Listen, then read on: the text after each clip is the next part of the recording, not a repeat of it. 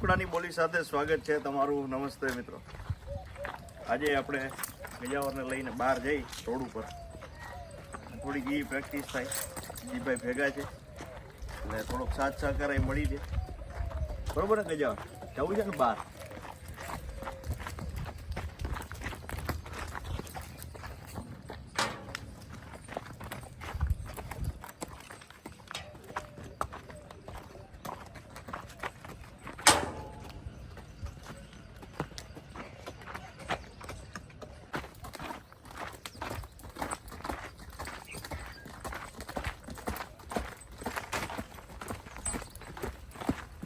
ખેતરની ટ્રેનિંગ સાથે રોડ ઉપર પણ એટલે શું મોજ આવે છે એ પ્રમાણે હે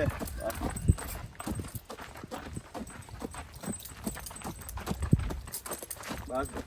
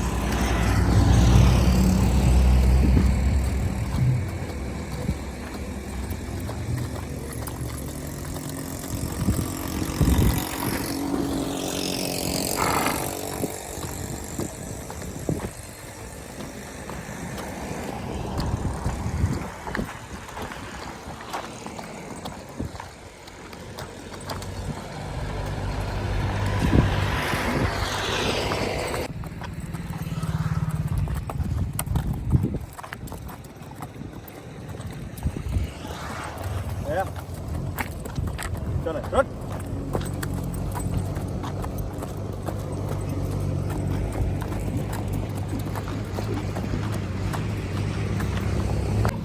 તો અત્યારે અમે રોડ ઉપરથી જઈ રહ્યા છીએ દીપાઈને બીજી બાજુ, કારણ કે થોડા મસ્તી તોફાન થાય. ઘણા સમય પછી રોડ ઉપર ચલાવવામાં આવે છે એટલે સવારી સમયે આપણને આ કોઈ ઉપાધિ ન રહે અને સરસ ચાલે એટલા માટેની આ બધી પ્રેક્ટિસ છે.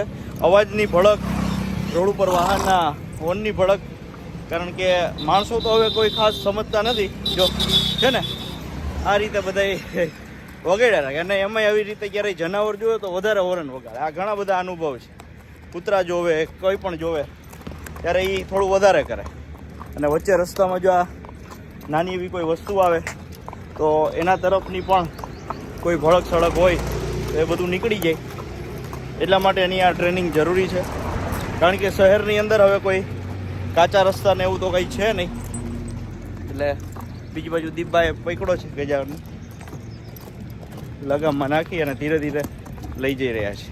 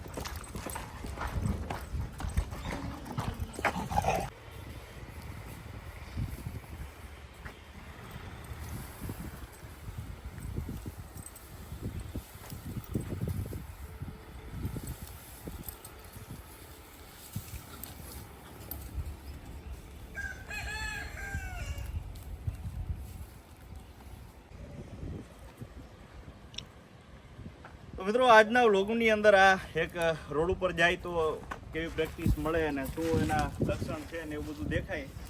તો હવે પાછા નેક્સ્ટ વ્લોગની અંદર મળીશું અને વળી કંઈક નવી વાત હું તમને જણાવીશ. એક સામે બીજું ખેતર છે, ત્યાં લઈ જવાની વાત છે અને પછી હજી એક બે જગ્યા છે, એ બધે હું તમને વાતો શેર કરીશ. તો બસ સારા સાચા વ્લોગમાં બન્યા રહેજો. અશ્વની કંઈક નવી વાત અને ટ્રેનિંગ વિશે હું તમને માહિતી આપતો રહીશ જેટલું મને નોલેજ છે. અને બસ મારા પ્રમાણે આપણે કહેવાય કે પોતાની રીતે પોતાના માટે જે કરવાનું હોય તો બસ એવું નાનું નાનું કર્યા કરી અને બસ તમે બધાય પણ બન્યા રહેજો. ત્યાં સુધીમાં કદાચ રાજલ પણ હવે થોડાક સમયની અંદર થાણ દેશે તો એમાં પણ ઘણા મિત્રોના પ્રશ્ન હતા. તો કહી દઉં કે 24/5 ઘોડો કવર કરાવેલો છે. તો હવે એ પ્રમાણે 11 મહિના પૂરા થાય એટલે કે આ ચોથા મહિનાની 24 પછી ગજાવરનો જન્મ છે એ 11 મહિના અને 5 દિવસે થયો હતો ત્યારે એને થાણ આપ્યું હતું. હવે રાજલ આ થાણ કેટલા સમય આપે છે એ આપણે ધીરજ રાખી અને જોઈશું. થેન્ક યુ, ધન્યવાદ. ભારત માતા કી જય.